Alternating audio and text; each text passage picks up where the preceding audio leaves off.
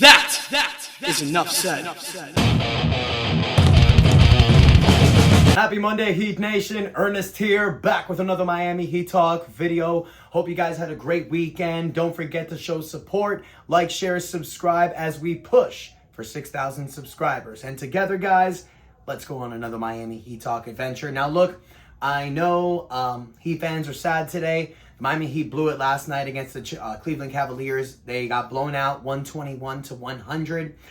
For those people that look at this score and think, the Heat got creamed, not really. I mean, the Heat took it to Cleveland the first three quarters, but they looked reminiscent of the way that they were playing during the regular season. This was a team that, no matter what they did in the first half, first three quarters, this team was basically one of the best teams in the regular season when it came to the first three quarters, but then dropped the ball in the fourth quarter. We know the story. The Miami Heat gave up 16 double-digit fourth quarter leads this season to lose games. And they didn't have a double-digit lead, but they got outscored 34-21 in the fourth quarter, and Cleveland just ran away with the game. I will say this: certain players did have decent games. You have a great game from Bam Adebayo, 24 points with 9 rebounds, 3 assists, 2 steals, a block, 10 for 22 for the field. Tyler Herro, I knew this was going to be an issue going into this series. I know that Cleveland is going to be locked in on Tyler. They have great defenders on this team. You have guys like Karis LeVert, Donovan Mitchell that can hold his own. You got DeAndre Hunter. Not Karis LeVert, DeAndre Hunter. I said Karis LeVert. He was traded. So this team is very defensive minded. So I knew that they were going to go ahead and box out on Tyler. I knew they were going to make life difficult for Tyler Herro, and they did. Tyler Herro yesterday, only 21 points, 7 for 18 for the field. I said it before the series started. The only way the Miami Heat is going to win this series against Cleveland is if Tyler Herro is able to go bubonic. And 21 points is not bubonic. I need Tyler to at least get 30 points every single game. If he doesn't do that, we don't win unless everyone else plays to perfection. And you didn't have perfection. I mean, you had solid games. Andrew Wiggins had 14 points.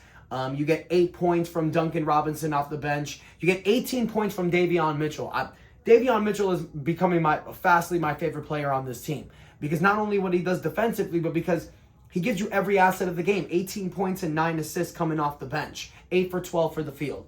Davion Mitchell was one of the most consistent things we have out there. But everyone else flopped. You get 2 points and 3 rebounds from Kel'el Ware. Cleveland just played better. And look, it's obvious. We know Cleveland's the better team. We know that Cleveland's the first seed and Miami's the 8th seed going into this. We know all this. And right now, you're probably going to have Heat fans saying things like, why not just, why did you have to make the playoffs? Why did you win your way in the play-in tournament, lose that draft pick, and now you're stuck against Cleveland? Well, because this team fights, and this team never quits, and this team never gives up. And I can respect that on a team. And let's not forget the fact that since the Miami Heat have made the playoffs, yes, they lost their 2025 draft pick, but they're going to have protections lifted for 2026 and 2028. So when the Miami Heat are able to make a trade, hopefully this offseason, but I think when the Heat do make a trade and are able to make a trade, the fact that they're going to have those extra draft picks is going to be a safety net for them. So I understand that people are looking at the now and the pain in the ass that is now, but I think it was beneficial for us to make this playoffs. And also, it's one game. I said that the Miami Heat just need to take one game on the road. We still have another game coming up on Wednesday, tomorrow.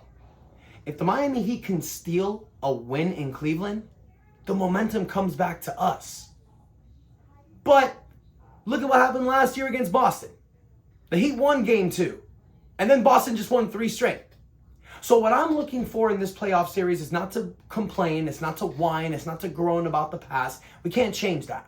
What I'm looking for is for a Miami Heat team to see what they do in adversity.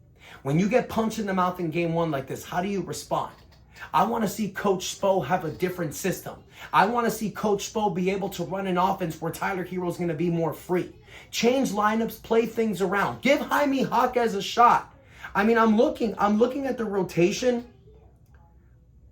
Spo went with an 8-man rotation mainly. He gave Kyle Anderson 6 minutes off the bench, but he mainly went with main guys. He went with Wiggins, Bam, Tyler, and he also went with Haywood Highsmith and Davion Mitchell. Those were 5 players where they played 30 minutes or more. Kel'el Ware got 20 minutes, Alec Burks got 15 minutes, and Duncan Robinson got 15 minutes. I want to see other players get a shot. Let's see Pallel Larson out there. Let's see Jaime Jaquez out there in game 2. Let's give some other guys a shot. Haywood Highsmith, as good as he is, yesterday, 7 points and 6 rebounds, solid, but maybe someone else can contribute more. I see Jaime Jaquez and Pallel Larson just sitting there in the bench. And one thing this Miami Heat team needs to focus on for game 2 is not to get punked out.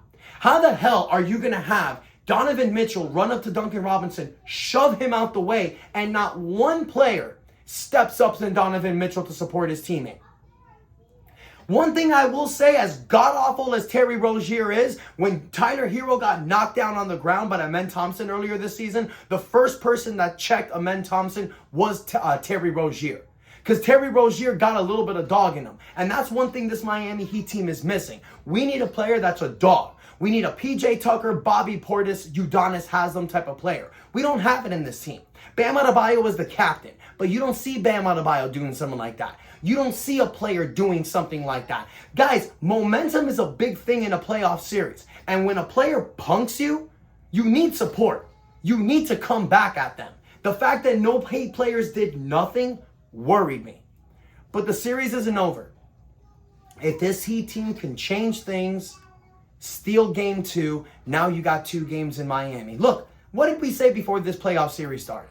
Were the Miami Heat going to win? Likely not. But you wanted this experience for the players. You wanted this playoff experience for Tyler, for Bam, even though they've had it in the past, but you also want it for Kel'el Ware. You want it for Davion Mitchell. You want these guys to have more playoff experience, because if you do trade for that star, he needs to play with players that have been in that situation and that can help. So Heat Nation, I understand that things are tough. I understand that we're pissed off. And I understand that some of us might miss Jimmy Butler, because I'll say this about Jimmy. Had that happened yesterday, Donovan Mitchell pushing Duncan Robinson, had that happened with Jimmy Butler on the court, believe me, Jimmy Butler would not let that stand. So yeah, we're probably missing that dog in Jimmy a little bit, but it isn't over. This team can still fight, and this team can still win. Maybe not win the series, but make it competitive. So Heat Nation, I want to hear from you. What do you think about this series? Do you think the Heat are going to get swept? Do you think they can win some games?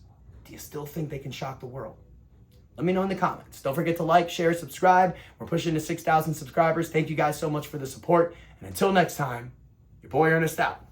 And that's enough said. I still believe.